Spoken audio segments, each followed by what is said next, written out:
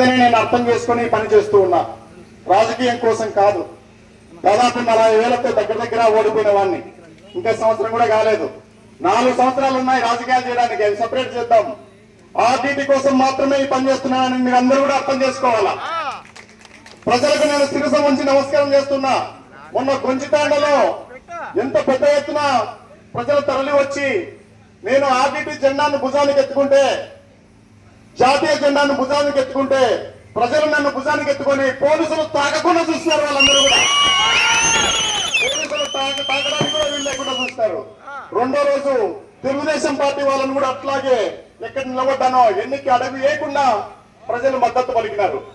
ఈ 2 విజయాలు సరిపోతాయి. కానీ మీరైతే అర్థం చేసుకోవాలి, నేను కేంద్ర ప్రభుత్వం కోసమో రాష్ట్ర ప్రభుత్వం కోసమో చేయట్లేదు. నేను ఈ ప్రాంతం కోసం చేస్తున్నాను, ఈ ప్రజల కోసం పాదయాత్ర చేస్తున్నాను.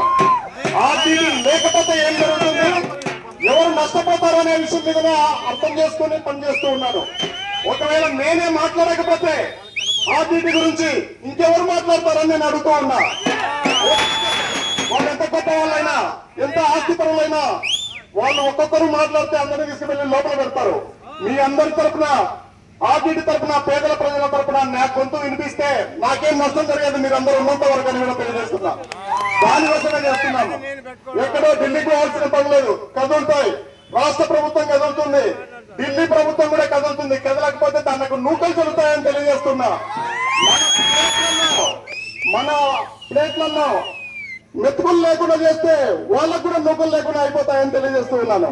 మన పొలాల్లో ఇత్తనాలు లేకుండా చేస్తే అదే జరుగుతుంది వాళ్ళకు కూడా. మనం హాస్పిటల్కి వెళ్ళినప్పుడు ఆర్టీటీ మనం ఆదుకుంది బిల్లులు ఇచ్చి, అవి లేకుండా అలాంటి ఆర్టీటీని ఎప్పుడు 60 సంవత్సరాల నుంచి రాని ఇబ్బంది ఏమెందుకు వచ్చిందో మీరు ఆలోచన చేయాలి. మీరు వేసిన ఓట్లతో, మీరు తీసుకున్న సీట్లతో, వాళ్ళు మీరిచ్చిన సీట్లే అవి, మీరిచ్చిన ఓట్లే, ఆ అధికారాన్ని తీసుకొని మీకు ఆర్టీటీని దూరం చేస్తున్నారని తెలియజేస్తూ ఉన్నా.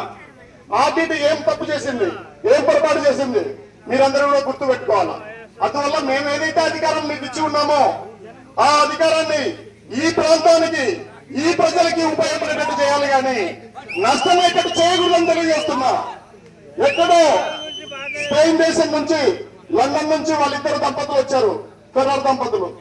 20,000 కిలోమీటర్ల పైన ప్రయాణం చేసి ఇక్కడికి వచ్చారు. అందుకే ఈ ఆర్టీటీని కాపాడుకోవడానికి కనీసం 1% అంటే 200 కిలోమీటర్లు దాటి నేను పాదయాత్ర చేయాలని చేస్తూ ఉన్నాను.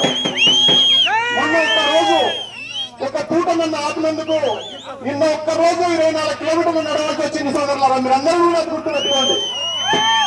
దీంట్లో నా స్వార్థం లేదు, ఒకే ఒక స్వార్థం ఉందంటే ఈ పేద ప్రజలు బాగుపడాలనే ఉంది, ఈ ప్రాంతం బాగుపడాలనే ఉంది. వాళ్ళు నిజంగానే ఎఫ్సిఆర్ఏకి తీసుకుని వస్తే, ఆర్టీటీకి రెన్యువల్ చేస్తే ఎఫ్సిఆర్ఏ ఎక్కడ చేస్తారో అక్కడే మైక్ లో థ్యాంక్స్ చెప్పి ఈ పాదయాత్రను విరమించేస్తానని తెలియజేస్తూ ఉన్నా. ఈ పాదయాత్ర ఆపే పద్ధతి ఒకటే ఉంటుంది, 2 రకాలుగా జరుగుతుంది. ఒకటి నన్ను అరెస్ట్ చేయాలి, రెండోది ఎఫ్సిఆర్ఏ తీసుకురావాలా. ఏ గ్రామం కూడా కళ్యాణంలో రంగయ్య సార్ని మా గ్రామం నుంచి అరెస్ట్ చేయడానికి వీళ్ళని గట్టిగా నిర్ణయించుకున్నారు. కొంచెం చిన్న గిరిజన గ్రామం, మీరెంత వాళ్ళైనా సావచ్చు. మా గ్రామం నుంచి రంగయ్య సార్ని అరెస్ట్ చేస్తే మా గ్రామానికి చెడ్డ పేరు వస్తుంది కాబట్టి మీరు చేయడానికి వీల్లేదన్నారు. ఆర్టీటీ కోసం నిలబడతామన్నారు. అట్లాగే నిన్న నిలబడాలని కోరుకుంటున్నా. నిన్న కూడా కొమ్మగాని పల్లెలు చెప్పాను, అక్కడ 100 మంది ఉంటే నేను 400 మంది వచ్చేంత వరకు అవుతాను. అక్కడ 1000 మంది ఉంటే నేను 4,000 మంది వచ్చేంత వరకు ఆగి ముందుకు పోతాను, కానీ ఎన్నిక పోనని చెప్పాను. ఒకవేళ నిజంగా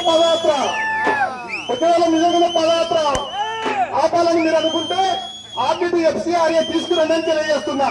ఒకవేళ లేదు మీకు ధైర్యం ఉంటే అరెస్ట్ చేసుకోమని తెలియజేస్తున్నా. అంతేగాని వేరే పద్ధతి లేదు. ఎందుకంటే ఇది పేదల కోసం చేసేది, ఇది ప్రజల కోసం చేసేది, ఈ ప్రాంతం కోసం చేసేది. దీని ముందు ఎవరు నిలబడలేరు.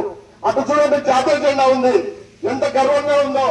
అటు ఆర్టీటీ జెండా ఉంది, వైఎస్ఆర్సీపీ జెండా కూడా ఉంటుంది. అన్ని ఉంటాయి. ఎన్ని జెండాలున్నా నిజంగా మాత్రం ఆర్టీటీ అక్కడ ఏం తెలియజేస్తున్నా. సేవ ఆర్టీటీ.